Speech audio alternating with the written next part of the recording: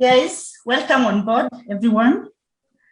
My name is Kisianga, and today I have our guests, Dr. Masika is a virologist at University of Nairobi, and Dr. Abi Mwachi is the Secretary General, KMPDU Chapter Coast. So today's discussion is around Corona, the COVID-19 vaccine.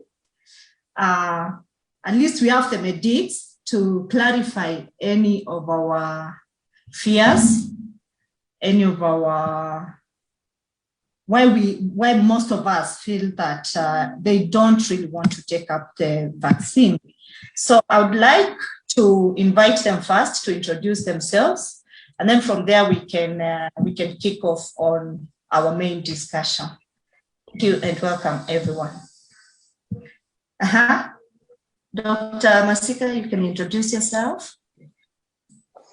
Thank you, Liz. My name is Masika, as you said. I work at the University of Nairobi School of Medicine as mainly teaching and also research on viruses. So as you see, virology means my work is to study viruses and tell other people about them.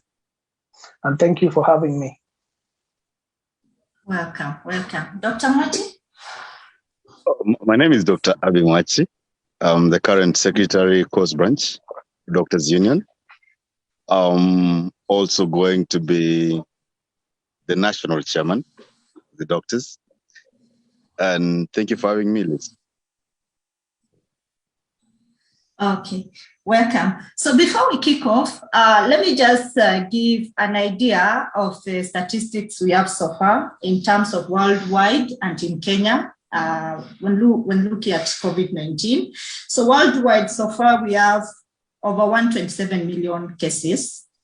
We have 71.8 million recoveries, or people who have recovered from COVID-19.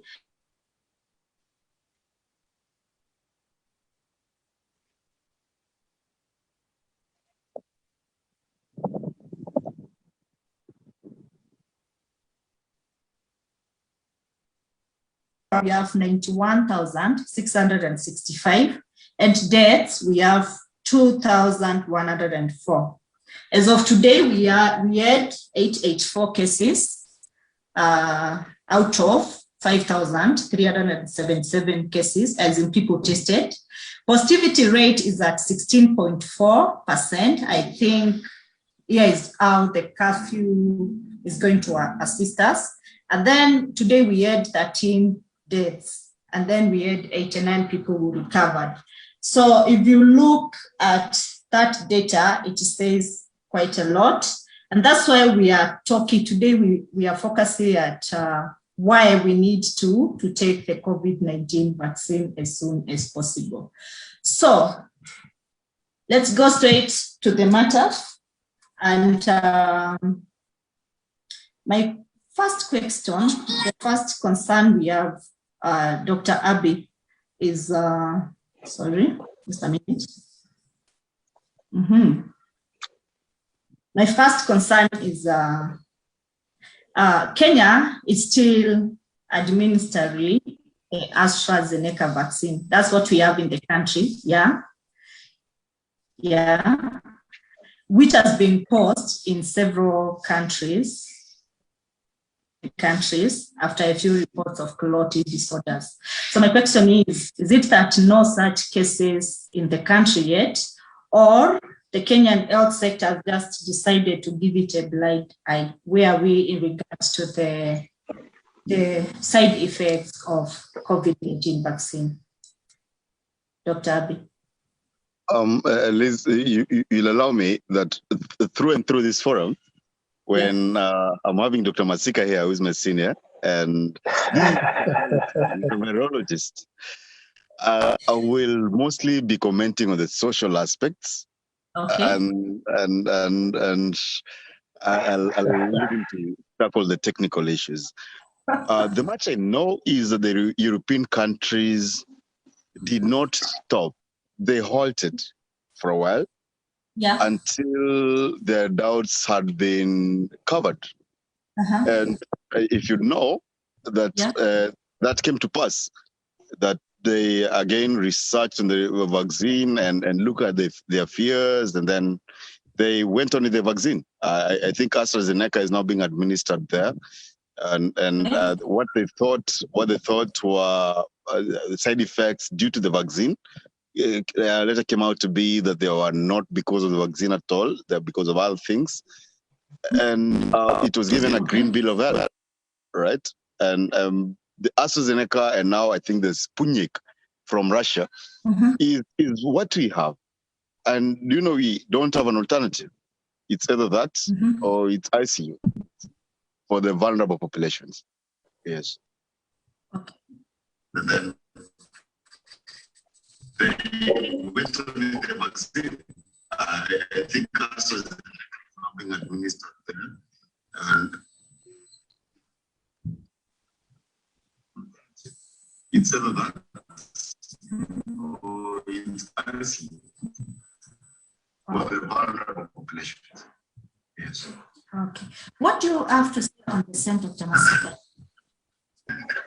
First, Liz, I think you seem to be receiving our signals at a few seconds after, so I hope I will not be talking over Mwachi's voice.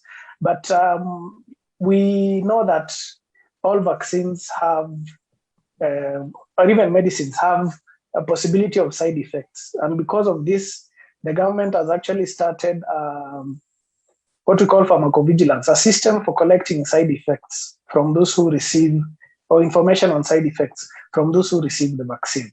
So many of the 60,000 plus who have received the vaccine can report through this system, so that if anybody suffers any mild, minor, or even serious side effects, they are being monitored so that we know if at any point we need to take action on the vaccine.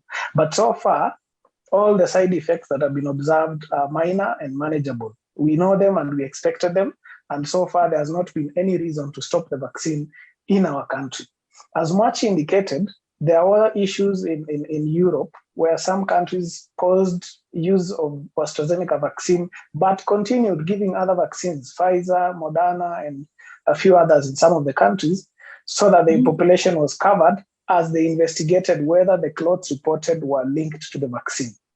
I think after a few days, the authority that controls medicines in Europe, it's called EMA, or the European Medicines Agency, advised the countries after an investigation that they should continue with the AstraZeneca vaccine, because whatever risks may be or may appertain to this vaccine is much less as compared to the risk, of course, of getting COVID-19 or going to ICU, as Mwachi says. So I would say we should not drop our guard. Yes, we should continue our vigilance in collecting the side effects, but we've not got to a place where we can say now we stop the vaccine. We are not yet there. And I don't see it coming unless we see a very serious side effect affecting our population. Okay. Thanks so much. My well-learned and senior doctors for clarification. I think it was one of the reasons many people were hesitant. Then please now, I think this one is Dr. Masika is well placed to take us through this. Please take us through how the vaccine works in relation to COVID-19. Maybe people are like, okay, so what is this being injected into my system to go and protect me from COVID-19, Yeah. Okay, so there are two benefits of this vaccine. Generally, we can classify the benefits into two categories. One is a benefit to the individual. How does this vaccine work in me as an individual? And the vaccine is what we call a viral vector vaccine. It has two major parts. One is the vehicle that is used to deliver the vaccine into the body. And this is a modified vaccine, a modified virus that does not replicate in our cells, that cannot cause disease in us.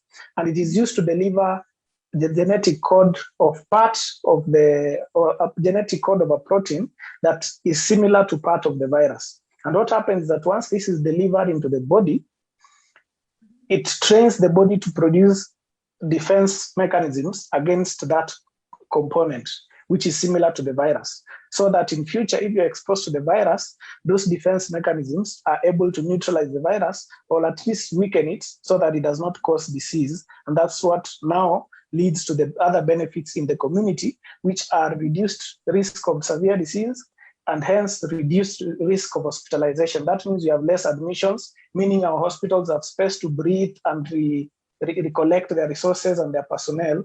And of course, a reduced number of deaths, which is ultimately what we are looking at. So there is that effect on the individual, which gives some protection, which gives protection against the virus. And then there's also the effect on the community, which is the reduced number of severe cases, reduced need for admissions, and also reduced number of deaths. And ultimately, of course, we hope that it will help us reopen our economies. Okay, now still on the same, does it mean that now after I have the vaccine and everything, I can't pass the virus to somebody else like that, something like that?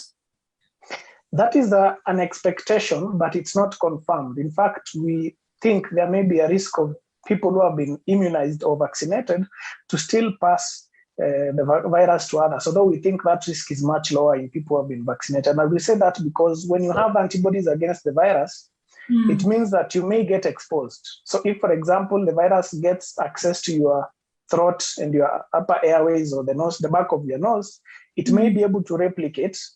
But as it replicates, the body will then launch its defense and neutralize it with time.